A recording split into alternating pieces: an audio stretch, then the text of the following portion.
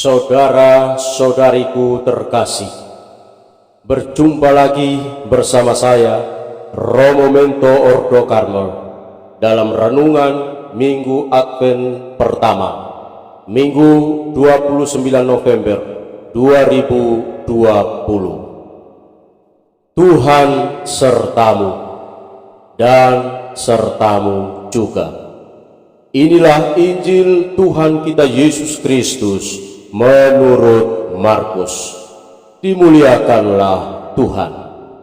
Sekali peristiwa, Yesus bersabda kepada murid-muridnya, "Hati-hatilah dan berjaga-jagalah, sebab kamu tidak tahu bila mana waktunya tiba." Ibaratnya seperti seorang yang bepergian, yang meninggalkan rumahnya dan menyerahkan tanggung jawab kepada hamba-hambanya. Masing-masing sesuai dengan tugasnya dan memerintahkan supaya penunggu pintu berjaga-jaga. Karena itu berjaga-jagalah, sebab kamu tidak tahu bila mana tuan rumah itu pulang. Menjelang malam atau tengah malam, atau larut malam, atau pagi-pagi buta. Hal ini kukatakan, supaya kalau ia tiba-tiba datang, jangan sampai kamu didapatinya sedang tidur. Apa yang kukatakan kepada kamu, kukatakan kepada semua orang, berjaga-jagalah. Demikianlah Injil Tuhan. Terpujilah Kristus. Berjaga-jagalah. Saudara-saudariku terkasih, masa Advent adalah masa yang amat khusus. Ini adalah masa suci. Demikian kata Santo Carolus Borromeus. Mengapa? Karena dalam masa ini, waktu 4 minggu ini, Bunda Gereja memberikan kita ruang untuk berbenah, masuk lebih dalam ke lubuk batin masing-masing, untuk mempersiapkan diri dengan baik dalam menyambut Tuhan Yesus di hari lahirnya, di hari kedatangan Sang Juru Selamat kita. Saudara-saudariku terkasih di dalam Tuhan, bagaimana kita mempersiapkan diri mengisi masa suci ini? Bahasa kitab suci secara khusus di dalam Injil Tuhan yang kita dengar dan kita renungkan di hari Minggu ini memakai istilah berjaga-jagalah. Sebuah pernyataan sikap siap siaga yang utuh, siap siaga secara jasmani dan juga secara rohani.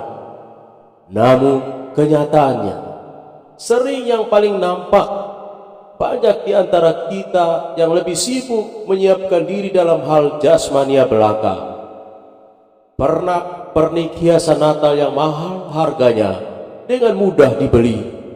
Pakaian dan kosmetik untuk penampilan menjadi incaran. Tampilan modis dengan style terkini menjadi persaingan harga diri. Makanan dan minuman terbaik menjadi jamuan yang dinanti. Sedikit sekali yang fokus untuk menata batin dan nurani. Misalnya untuk meningkatkan amal kasih dan berbagi, membangun tobat dan pengampunan. Misa-misa di hari Minggu Advent sepi. Tempat pengakuan dosa bagaikan tempat keramat. Aksi Natal menjadi beban. Latihan kor tidak jalan. Kehilangan orang yang mau melantunkan pujian Natal. Berbagai alasan masuk akal menjadi pembenaran untuk tidak ikut aktif. Saudara-saudariku terkasih, setiap kita diberi tugas dan tanggung jawab oleh Tuhan. Beberapa orang memaknai tugasnya dengan sebutan panggilan. Kesadaran akan tugas dan tanggung jawab inilah yang sangat menentukan bagaimana kita menjalani dan mengisi hidup. Sayangnya, tugas panggilan hidup yang Tuhan beri lewat talenta dan rezeki tidak disadari sebagai hadiah cuma-cuma dari Tuhan. Tanggung jawab kita adalah tahu bersyukur atas kebaikan Tuhan, mau menjalankan tugas panggilan hidup dengan sebuah kerelaan tanpa keterpaksaan. Berjaga-jaga berarti menyadari senantiasa, bukan secara pasif, masa bodoh, tidak mau tahu, tetapi secara aktif ikut ambil bagian dalam semua persiapan menyambut Tuhan Sang Juru Selamat. Saudara-saudariku terkasih, sebagai umat Kristiani, kita bersyukur karena panggilan, tujuan, dan arah hidup yang jelas, yakni semakin dekat dengan Kristus sebagai Gembala dan Tuhan. Dalam panggilan kita masing-masing, kita diajak untuk semakin menyerupai Kristus yang kini sudah hidup dan tinggal di dalam hati kita, di dalam hidup kita masing-masing. Kita diajak untuk menghadirkan Kristus dalam setiap langkah hidup kita di dunia ini.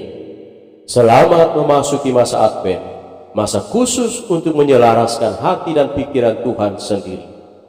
Tuhan Yesus, anugerahkanlah kami rahmat, agar kami setia dan bertanggung jawab dengan tugas dan panggilan kami masing-masing.